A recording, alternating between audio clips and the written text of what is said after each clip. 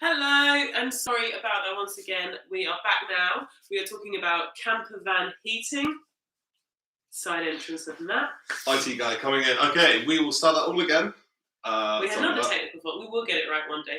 But we are both dealing with head cold, not COVID at the moment. So we're wearing matching pajamas. Here's to wishing you a lovely, warm, toasty Christmas with a topical segue into heating. So the way that we're going to go through this is we're going to talk about the pros and cons of the heating, different heating systems, and then at the end we'll talk about what heating system we use. If at any point you've got any questions, please drop them in. I hope this live feed is working better. Thank you for the 2 people that returned to now thank you. Hello everyone. Let us know if this is glitchy as well. We hope this is working. Oh, laptop. Anyway. Cool, right, so we've got, once again, actually, we'll do it in the reverse order, so the person who saw it didn't see the thing that they've already seen because we were talking about it. So, new technology I have just found, jumping the gun a little bit, was underfloor heating for your van. Now, we use that in houses, right? And that's water-filled? It is. It's bougie. It's the... I like bougie. So it's one of those websites which doesn't show the price, which means money is no object in this case. Who's the manufacturer? It is, I've forgotten. All the links will be in the description below. Where's your whiteboard? The whiteboard is here. It's a hydronic, the technology is called hydronic heating, and it is floor and air heating. It basically works on either, speculation anyway, right now, it's diesel or LPG. So it's not a technology that's being used right now? It is. It's a technology which is already out there for housing, but someone has obviously miniaturized it for van life. Sorry, just because you said speculation, does that mean you can have it put in your system? You can have it in your camper van, yes. I'm speculating on whether it is either diesel or LPG. It's working. Thank you very much, Lisa. The LPG or diesel, I don't know. Reading into it, it doesn't tell you which one. It is mounted underneath, though, and it could be electric, but I doubt it will be electric because electric takes a lot of power. Because it's an underfloor heating with hot water, does that mean that is a store of hot water that I can then use for a shower, for washing up? Speculating once again, yes, they could. Well, there's nothing stopping them from having it looping, and then when you turn the hot water tap on, then takes it. But then obviously that's detrimental to the overall heating. So it could possibly be a closed system, like in your property, in your house where you've got a boiler. Yeah. So there's not enough information out there on this yet. We haven't actually managed to reach out to the guys. It looks like a pretty bougie setup. I've gone through the website. Basically, it's a heating manifold block which is heated either through diesel, electric, or LPG. That then sends pipes under your flooring. Obviously, you'd have van flooring, insulation, and then your pipe work, and then your decorative flooring that would heat.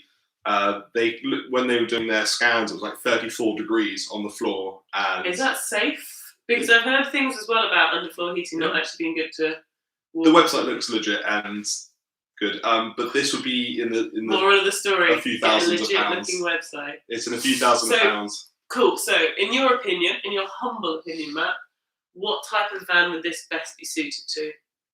Like small van, medium, big van? Well, huge camper. I would say large, but I just want to say, if you've got the money, you'd go for it, wouldn't you? I don't know if I would. In a small van. Okay, yeah, something like a transporter. Bear in mind that the equipment used to feed the underpiping does actually take a significant space up, sort of like a almost A2 size footprint. Right. So not in a small van, medium van. We're talking a big van, maybe more suited to the sort of American market, that sort of size. Well, yes, and plus but ones where you've got the minus temperatures outside constantly, right? Because then they have. The main promotional point was you have warm feet on the floor. Oof. Obviously, warming the camper floor with just air heating and stuff on the top is never going to happen because you always have air leaks coming through doors that goes to the floor, and it's just impossible to warm up. But so it seems like a sort of future technology that might come in and be quite good. It's not future; it's here right now. I mean, it's here. I mean, it's Mark 1. It might be getting better with Mark 2, Mark 3, Mark 4. As technology improves. Not sure about that. There's always room for improvement, obviously.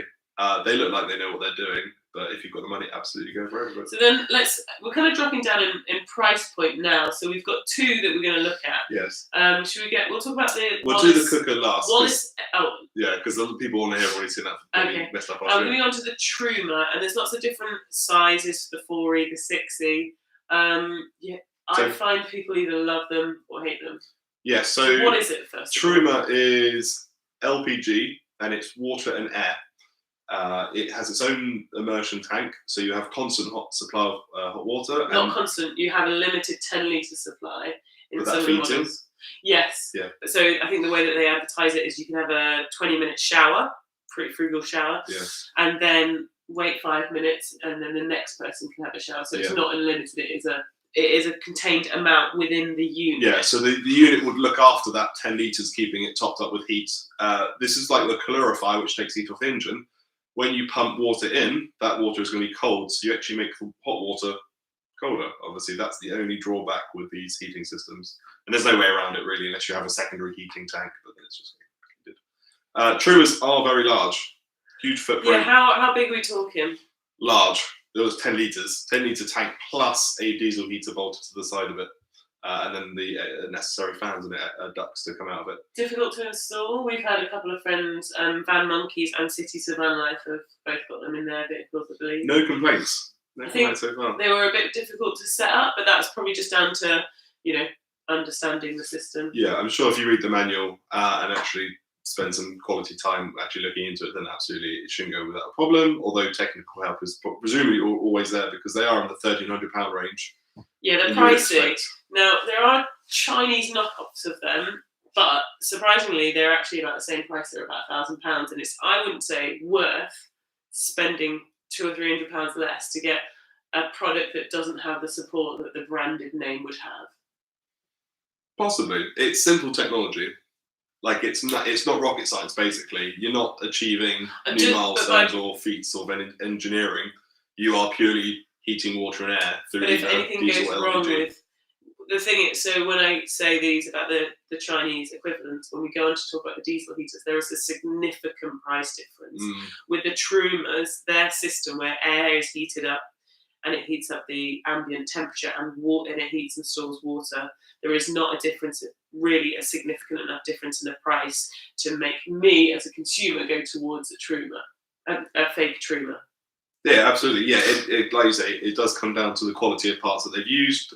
I would assume no one's manufacturing their own little parts because, like I said, it is there's no new engineering here. They would be off-the-shelf parts and they put in or have subcontracted people manufacture them. But yeah, quality of parts will result in reliability and longevity of the product for sure. And you just hope that the price reflects that in the cheaper models, or if they're not just price pointing themselves next to the top dogs. And hope that it just lasts just as long. So where would this? What type of vehicle? What type of size is this? Truma, those are huge. So at Luton's, if you're doing all sprinters, or you could get one in a sprinter, but I wouldn't do it in a medium wheelbase. You could, a medium wheelbase if it was just you and a partner maybe, but if you've got sort of a small family or there's three of you, like a child. It's a lot of space. It's more the volume and size that it takes up. Yeah, you lose a lot of luggage space with it. Okay. Obviously, that one will also be quiet. I want to talk about noise as well.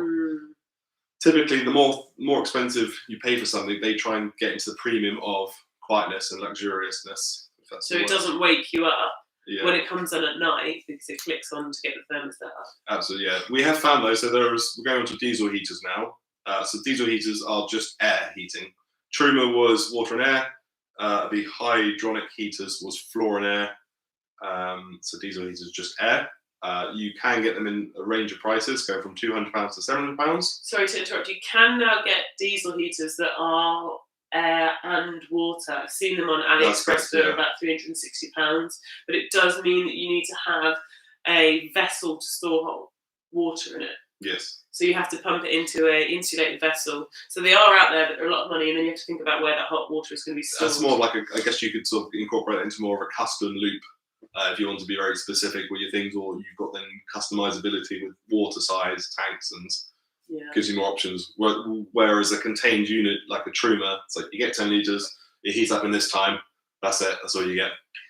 But going on to diesel heaters, Eberspacher is obviously the well-known German brand, and they've been doing it for years. And Webasto. Wait a second. Webasto. Webasto. Basically, very much the same model. Yeah. So they can either take diesel from your diesel tank from your fuel, or you can run them to have a separate diesel tank, because someone said you can use red diesel on them because red diesel is a lot cheaper, but you obviously can't put red diesel in your vehicle. I don't think there's enough cost difference for me to be bothered about that, and it's always a pain. We've had it before when we were had a diesel heater and we had a separate tank when the diesel heater wasn't connected to our fuel line, and it ran out a couple of times. It was incredibly infuriating. Yeah, it's surprising how quickly the diesel heaters will go through that. I think it's a 10 litre. No, 1 litre maybe. It's like 2.5. I think. 2.5. It does get through there quite quickly. £5 to fill up. It will last you about 3 nights. We found in Scotland. In Scotland, it is worth it. To cost you about £150 to drop your tank off your vehicle to put the diesel line to your vehicle tank. Would you recommend doing that yourself, Matt? Putting your own diesel line in? No. Why not? Because it costs you even more money when you get it wrong. We did it ourselves. I say we did it. Matt did it, and damaged the lid of the fuel cap so much.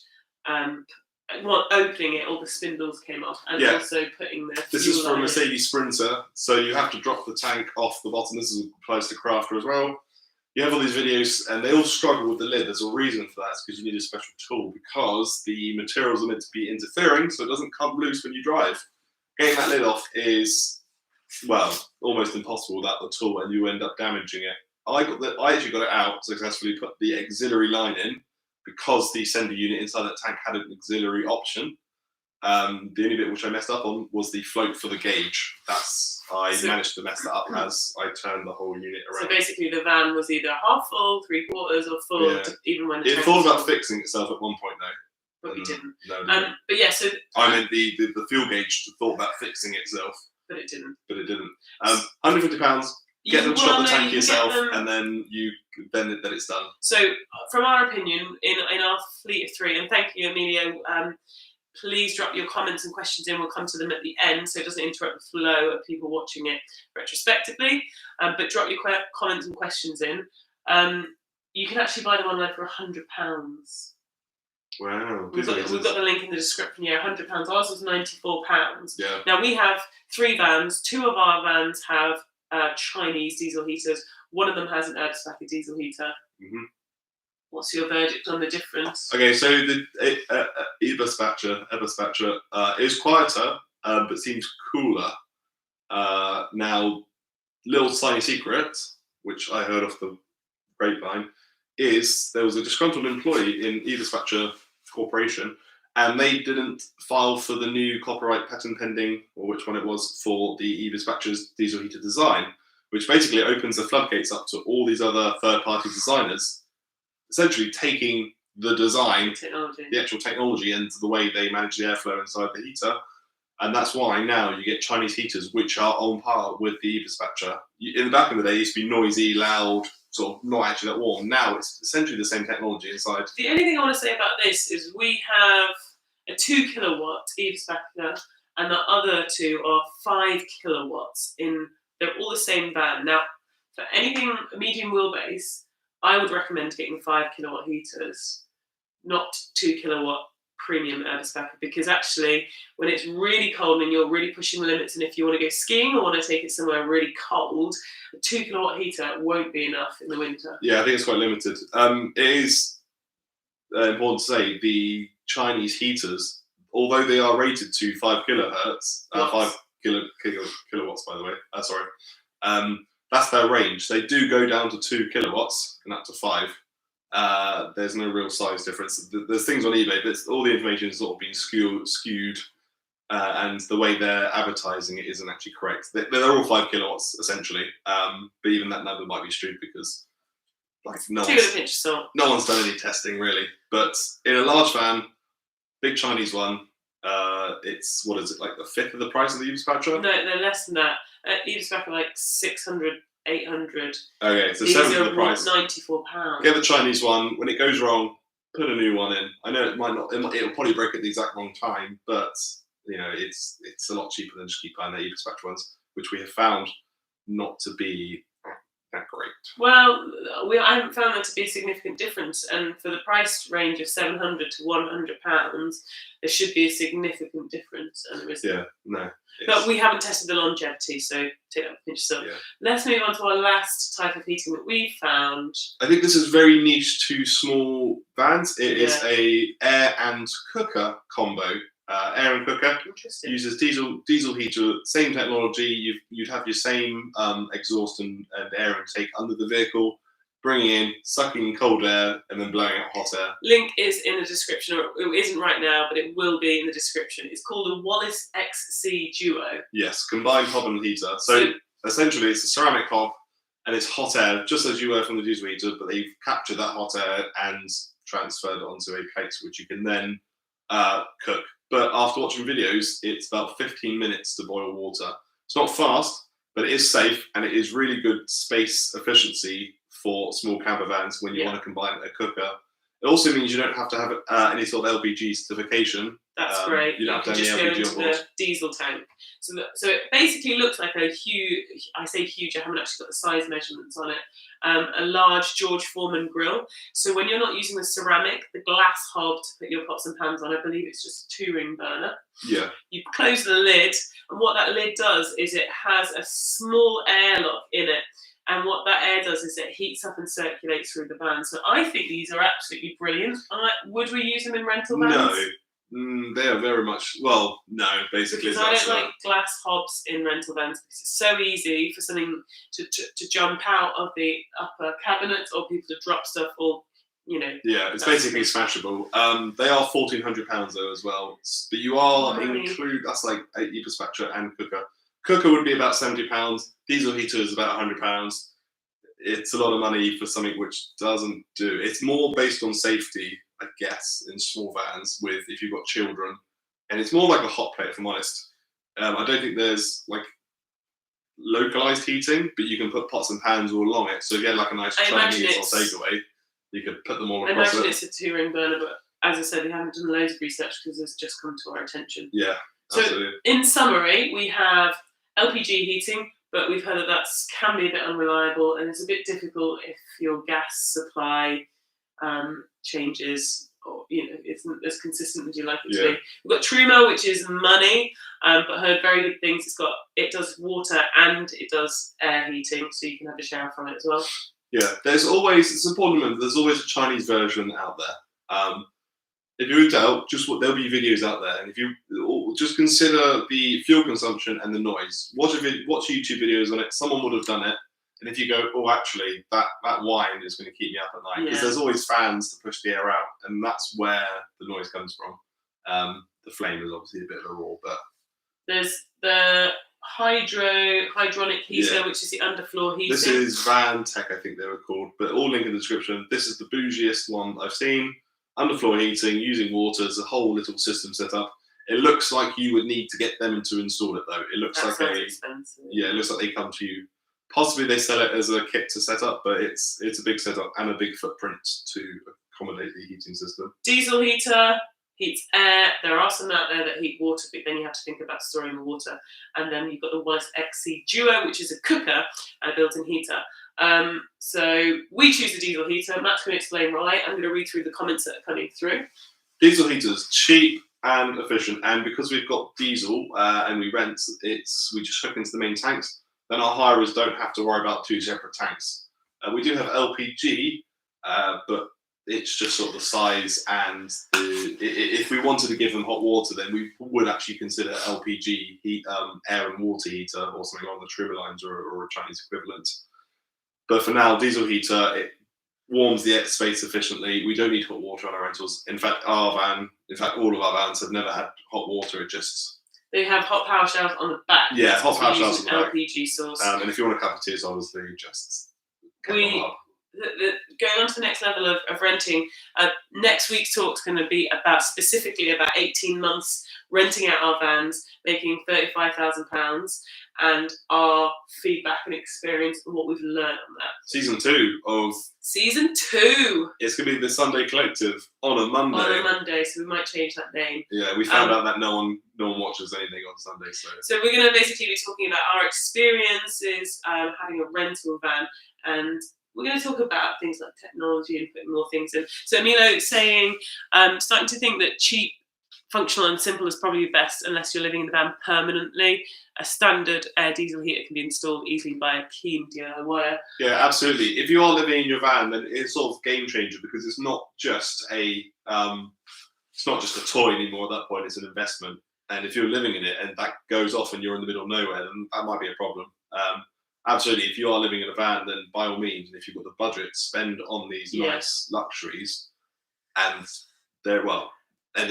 anything can go wrong, but I would like to think those more pricey things would less likely go wrong because of the quality of the parts that have been used. If it was us and we were going to live in a van and we were going to have a van that we didn't rent out, we would probably go for a Truma, I'd say. Yeah, absolutely. But Truma or this hydronic underfloor heating sounds lovely. The issue with the Truma for rentals is that it's teaching someone another technology that could quite easily go wrong, and if they don't get hot water on demand, then that's going to be negative feedback to you.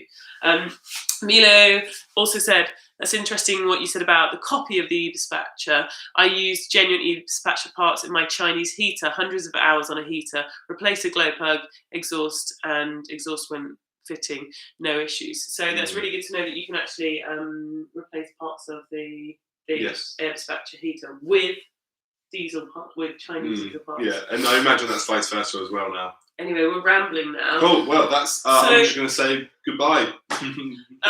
So please drop more questions if you've watched this afterwards and not watched it live. We'll come back and answer them. Remember, we've got our van show Saturday the 8th of January. We're going to be doing free workshops on how to build out your dream camper van. All of our vans are going to be there.